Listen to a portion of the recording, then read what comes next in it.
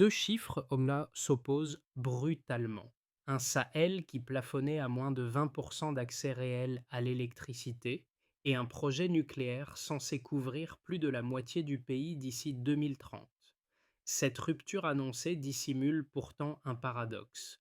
Plus l'ambition grandit, plus le risque systémique se resserre autour des institutions fragiles. Alors que les promesses s'accumulent, une question hante déjà les analystes et renvoie Wachin à Ibrahim Traoré. Ce basculement énergétique peut-il réellement tenir? Dans cette tension, une vision nouvelle affleure brièvement et bouscule les certitudes. L'accord nucléaire signé en 2025 ouvre une promesse claire: transformer une région longtemps contrainte par la rareté énergétique en un espace capable de produire, stocker et distribuer sa propre électricité. Pourtant, cette ambition s'accompagne d'un risque tangible, celui de faire reposer un projet colossal sur une architecture institutionnelle encore fragile, où chaque retard financier peut entraîner un effet domino redoutable. Le bénéfice attendu, souveraineté énergétique durable, tient en 10 mots, mais il exige une discipline de gestion rarement atteinte dans un contexte politique aussi tendu. Dès lors, l'enjeu dépasse la technique.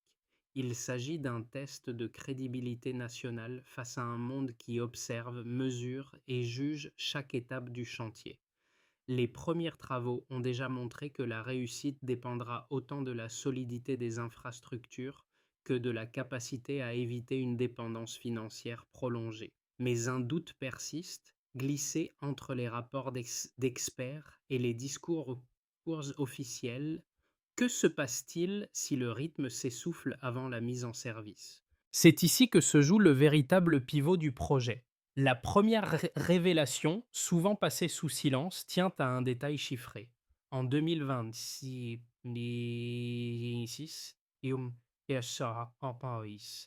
les fondations de la centrale étaient déjà suffisamment avancées pour permettre l'arrivée des premières équipes scientifiques russes sur un site jusque-là considéré comme impraticable.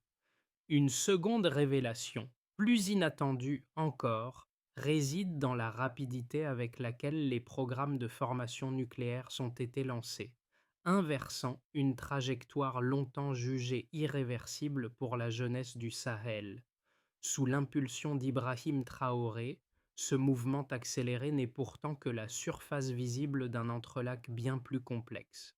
Le Sahel sortait d'une période de dépendance énergétique chronique marquée par des importations irrégulières, des réseaux défaillants et une vulnérabilité extrême face aux fluctuations géopolitiques. L'accord signé à Saint-Pétersbourg n'a pas simplement introduit une technologie, il a imposé un changement d'échelle où chaque action, ingénierie, financement, sécurité, doit soudain s'inscrire dans une logique de long terme. Dans les mois qui ont suivi, les chantiers se sont ouverts à une vitesse inhabituelle. Études de faisabilité révisées, diagnostic d'infrastructure, premières machines lourdes transportées sous escorte. En parallèle, des équipes mixtes ont structuré les cursus destinés à former une génération de techniciens et d'ingénieurs africains, créant une dynamique inattendue dans les universités locales. Ce glissement progressif vers une autonomie scientifique naissante a modifié l'équilibre interne du projet. Le Sahel n'était plus simple bénéficiaire, mais acteur en formation. Pourtant, ce contexte enthousiaste s'est vite heurté aux réalités structurelles. Les réseaux électriques existants, fragiles et fragmentés, menaçaient de freiner la mise en service future de la centrale. Les questions de sécurité nucléaire, amplifiées par la situation géopolitique régionale, ont placé le projet sous surveillance internationale. Les critiques venues tant de l'extérieur que de l'opposition interne rappelaient que la trajectoire du pays pouvait basculer au moindre incident. Ainsi se dessine le cadre réel du pari nucléaire. Une avance notable, des progrès mesurables, mais aussi une accumulation de tensions qui exigent des choix lucides. Et c'est précisément cette dualité, élan technique et vulnérabilité systémique, qui déterminera la suite de l'histoire. Dans les premiers mois suivant la signature, un personnage est devenu la pièce maîtresse du dispositif, un ingénieur coordonnateur chargé de faire dialoguer les équipes russes et les techniciens locaux. Son rôle, souvent réduit à une fonction administrative dans les rapports officiels, s'est transformé en véritable boussole opérationnelle, capable d'anticiper et chasse les blocages logistiques et de maintenir une cohésion indispensable sur un chantier aussi sensible.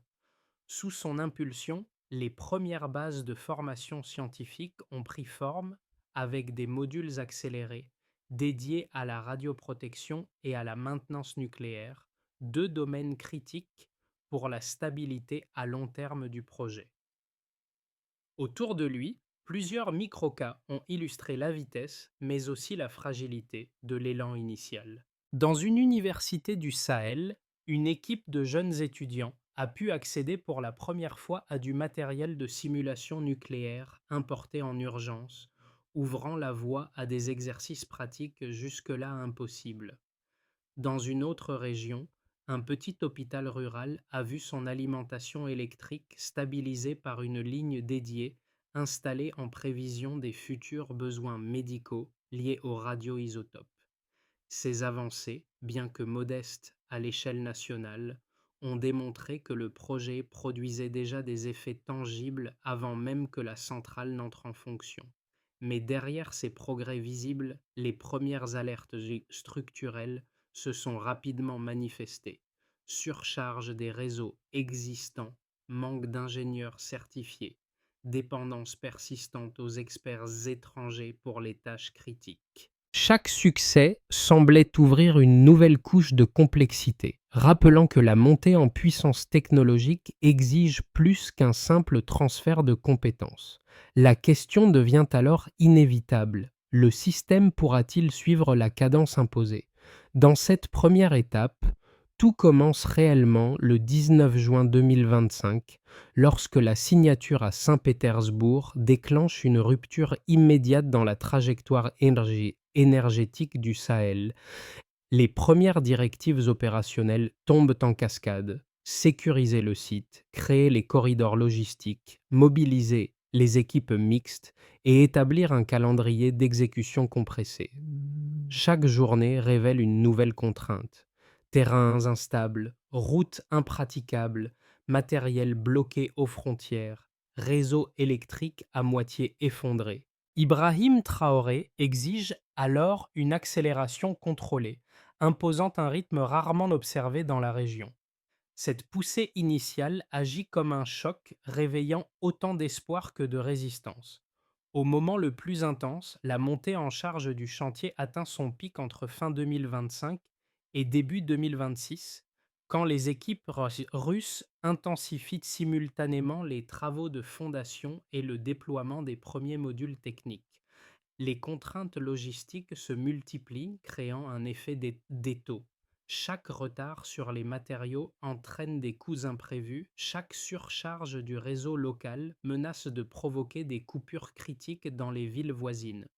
Les oppositions internes profitent de cette fragilité pour alimenter des récits alarmistes sur la sécurité nucléaire, provoquant des débats sous haute tension au sein des institutions nationales. Pendant ce temps, les puissances extérieures observent le projet comme un pivot géopolitique, craignant qu'un succès ne redéfinisse l'équilibre énergétique régional. Le chantier devient alors un théâtre simultané, avancées techniques, bataille politique et pression internationale. Au cœur de cette intensité, un événement marque un tournant, l'arrivée d'une mission de l'AIEA pour vérifier la conformité des premières installations. Leur rapport préliminaire, ni positif ni négatif, agit comme un révélateur. Il confirme les progrès, mais expose des lacunes sensibles dans la sécurisation du périmètre et la gestion des risques. Cette évaluation déclenche une réaction en chaîne. Révision technique, renforcement des équipes de sûreté, formation accélérée de nouveaux cadres locaux. La période devient celle du stress maximum, où chaque décision doit absorber la pression sans interrompre la dynamique. Par la suite, lorsque la vague la plus intense retombe, les secousses continuent d'agir en profondeur. Les universités réorganisent leurs filières scientifiques pour intégrer durablement les cursus nucléaires. Les hôpitaux commencent à recevoir les premiers équipements liés aux radioisotopes, signe que le projet déborde déjà du cadre strictement énergétique. Dans les zones rurales, plusieurs villages voient leurs lignes modernisées à titre préparatoire, créant un effet d'entraînement inattendu sur les économies locales. Toutefois, l'endettement grimpe, alimentant un nouveau cycle de critiques contre le gouvernement. Le discours officiel doit alors jongler entre la démonstration de progrès et la gestion d'un risque financier croissant. La population, elle, oscille entre fierté et inquiétude. La perspective d'une autonomie énergétique séduit, mais les tensions politiques, les manifestations sporadiques et les rumeurs sur la sécurité des installations ajoutent une couche d'incertitude persistante. Chaque avant-Vincent dévoile une nouvelle vulnérabilité. Chaque succès réclame une consolidation urgente. Le projet cesse d'être seulement technique. Il devient un test de cohérence nationale. Dans la continuité de cet après-coup, la question centrale ressurgit. Le Sahel peut-il maîtriser le rythme qu'il a lui-même déclenché? Pour comprendre l'évolution, le premier point d'inflexion quantifiable apparaît dès 2026, lorsque les ingénieurs publient un rapport attestant que les fondations de la centrale sont achevées à plus de 60%. Ce chiffre, modeste pour les standards internationaux, marque toutefois une rupture majeure pour une région longtemps freinée par ses infrastructures fragmentées. Cette avancée rapide signale un changement de cadence rarement observé au Sahel. Dans le même rapport, les experts soulignent que cette progression a été obtenue malgré des retards logistiques répétés, prouvant que le projet peut maintenir une dynamique constructive même sous pression. Sous l'impulsion d'Ibrahim Traoré, la mise en place de cellules de coordination permanente a permis de réduire les temps morts et d'absorber les fluctuations des approvisionnements. Le deuxième indicateur clé concerne le transfert de compétences scientifiques. En 2026, les universités partenaires constatent que plus de 300 étudiants ont intégré les nouveaux programmes de sciences nucléaires. Ce volume, inédit dans la région, reflète l'attrait soudain pour un secteur jusque-là inaccessible. Chaque étudiant issu de ces filières représente un futur renfort technique pour la maintenance et la sécurité nucléaire. Le rapport de progression note également que ces formations accélérées, élaborées avec les équipes russes, ont amélioré la compréhension locale des protocoles de sûreté et de la gestion des risques radiologiques. Cette montée en compétences crée le socle d'une autonomie progressive, mais elle met aussi en lumière l'immense dépendance initiale aux experts étrangers. Dans une autre dimension, le troisième chiffre, souvent cité pour illustrer l'impact agricole du projet, fait état d'une hausse de 25% des rendements dans certaines zones proches du futur site. Cette amélioration, attribuée aux techniques nucléaires utilisées pour optimiser les sols, révèle une dimension inattendue. Le projet influence déjà les systèmes productifs avant même la mise en service de la centrale. Ce gain agricole prouve que les retombées technologiques s'étendent au-delà de l'énergie. Les économistes considèrent cette hausse comme une première démonstration concrète du potentiel transformateur du programme nucléaire sur les secteurs non énergétiques. Toutefois, ils rappellent que ces bénéfices demeurent localisés et ne constituent pas encore une tendance nationale stabilisée. En parallèle, les infrastructures de santé commencent à recevoir les premiers équipements utilisant les radioisotopes, améliorant la prise en charge du cancer et d'autres pathologies lourdes. Les premières évaluations médicales montrent des diagnostics plus rapides, mieux documentés et plus fiables. même si leur impact réel sur le système hospitalier reste encore limité. Cette préparation médicale confirme que le projet a été pensé comme un levier multisectoriel, même si l'étendue des bénéfices dépendra fortement de la stabilité politique. Cependant, certains risques apparaissent. Si les chiffres témoignent d'une trajectoire ascendante, ils révèlent aussi le revers du progrès. L'endettement public augmente à mesure que le chantier avance et plusieurs rapports signale que les engagements financiers atteignent déjà un seuil critique. Les experts avertissent qu'une mauvaise gestion pourrait transformer l'élan actuel en vulnérabilité durable. Dans un environnement géopolitique aussi mouvant, les partenaires internationaux surveillent de près la capacité du Sahel à maintenir la transparence dans ses procédures. Les opposants, eux, y voient un risque de dépendance prolongée, malgré la vision affichée par Ibrahim Traoré. La question demeure alors suspendue. Les progrès quantifiables suffiront-ils à sécuriser la suite du projet? D'un côté, pour les défenseurs du projet nucléaire, l'initiative incarne l'une des rares stratégies capables de libérer durablement le Sahel d'une dépendance énergétique historique. Il rappelle que la région subissait depuis des décennies des réseaux instables, des importations coûteuses et une vulnérabilité structurelle face aux fluctuations extérieures. Dans cette lecture, l'accord signé sous la direction d'Ibrahim Traoré représente un modèle de coopération technologique permettant non seulement de produire une énergie stable, mais aussi d'ouvrir des filières scientifiques jusque-là inaccessibles.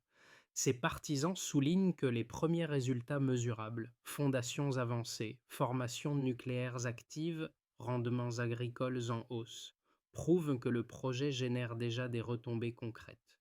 De l'autre, les sceptiques, toutefois, avancent que cet optimisme masque des risques considérables, particulièrement dans une région où les institutions peinent à absorber des projets d'une telle complexité.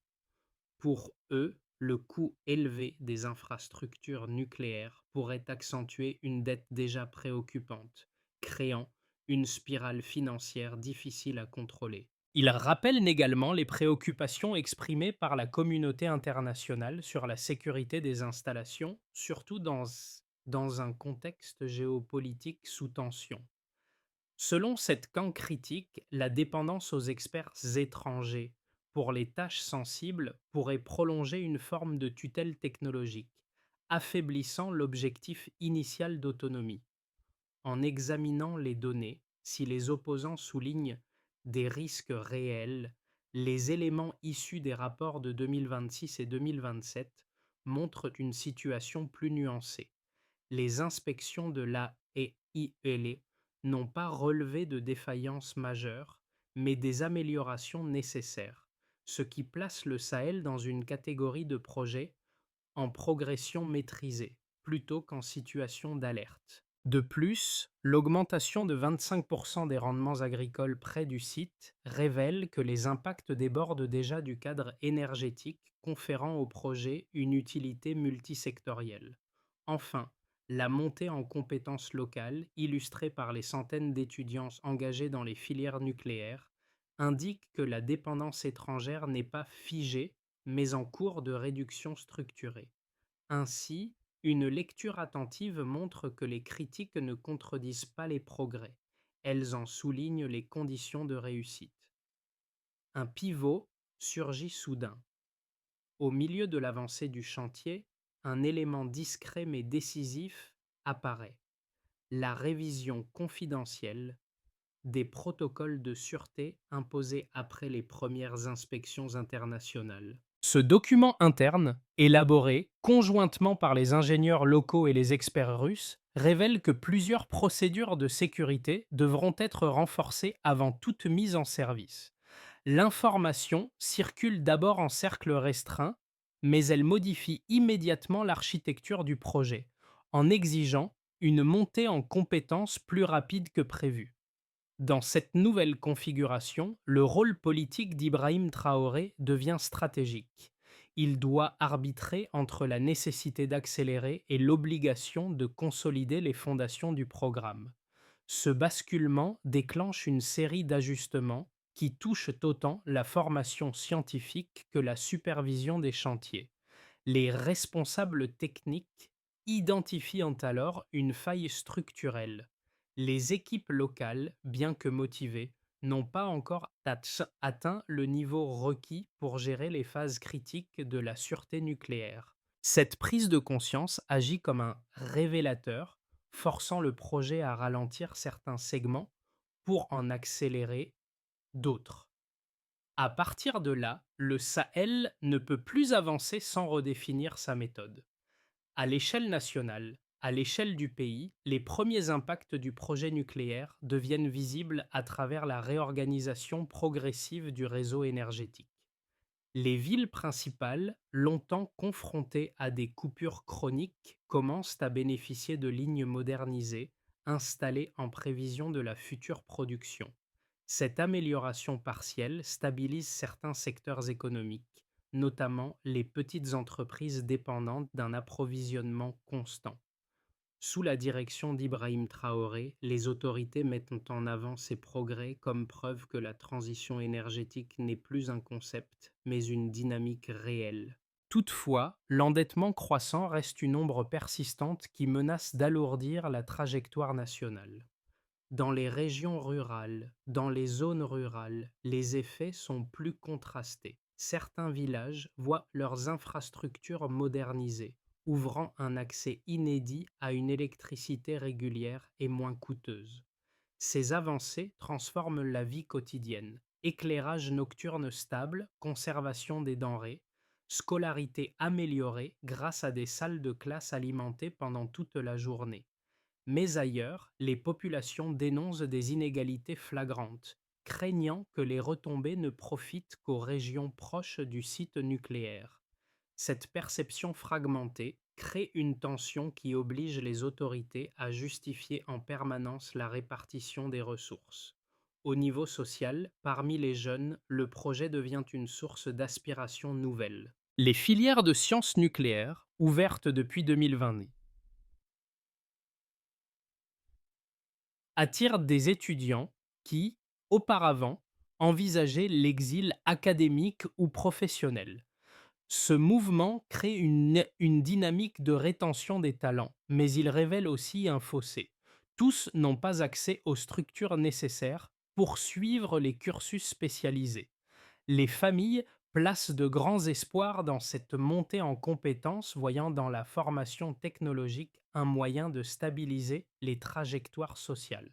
Pourtant, ce nouvel horizon s'accompagne d'un risque, une génération motivée, mais dépendante de postes techniques encore rares.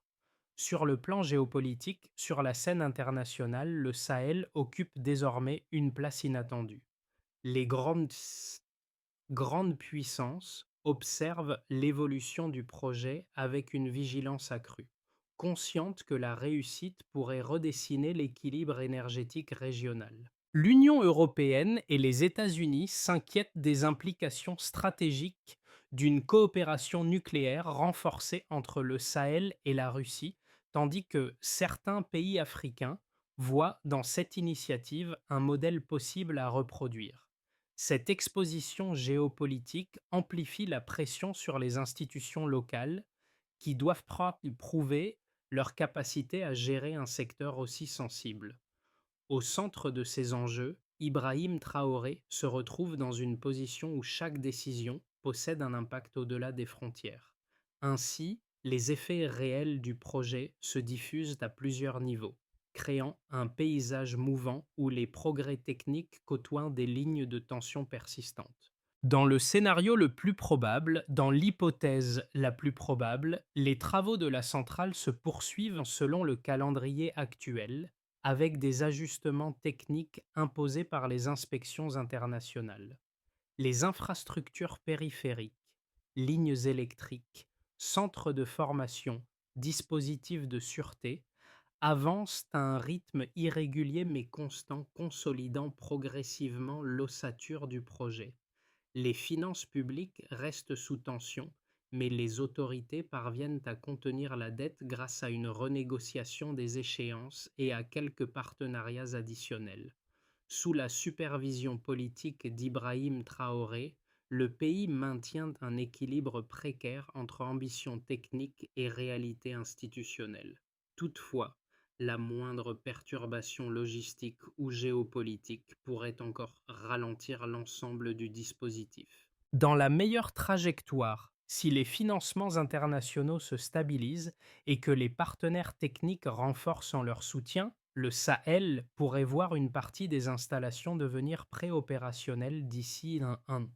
Dans ce scénario, les formations nucléaires produisent leur premier cadre intermédiaire capable d'assumer des responsabilités locales, réduisant la dépendance aux experts étrangers.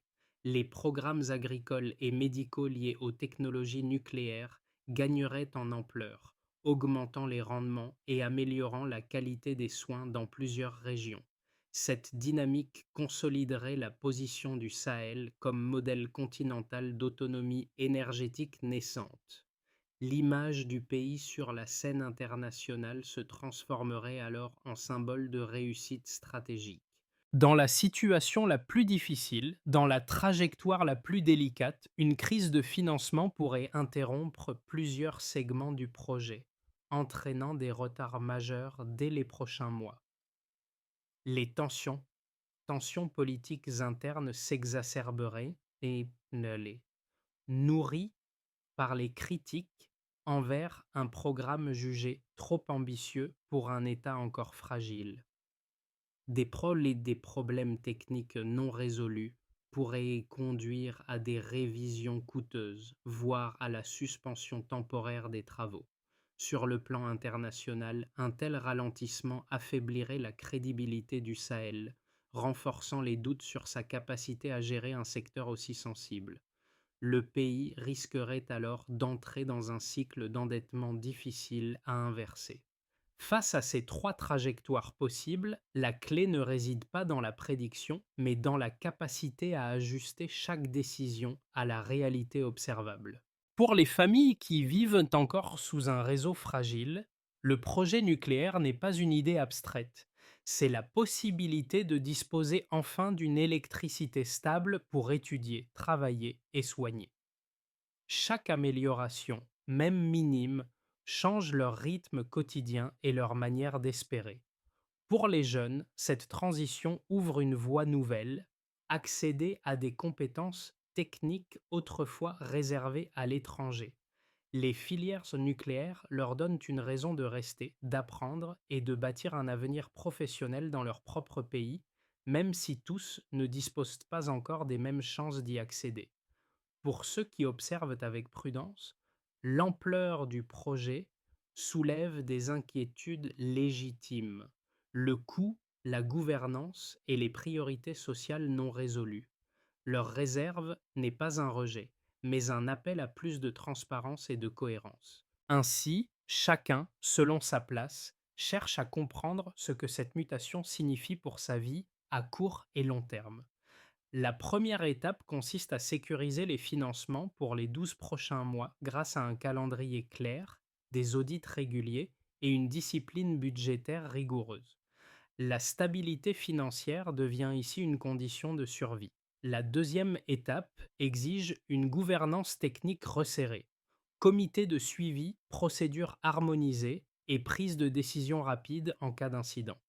L'efficacité du projet dépend de cette coordination. La troisième étape vise à accélérer la formation locale en radioprotection, maintenance et ingénierie afin d'alléger progressivement la dépendance aux experts étrangers. Les premières cohortes opérationnelles doivent émerger rapidement. Enfin, la sécurité des infrastructures doit être consolidée à travers des protocoles robustes et des tests réguliers pour vérifier la résilience face aux tensions extérieures. En réunissant financement, gouvernance, compétences et sécurité, le Sahel peut donner à ce projet une base réellement durable. Le récit revient naturellement vers celui qui, dès les premières phases, maintenait la cohérence du chantier.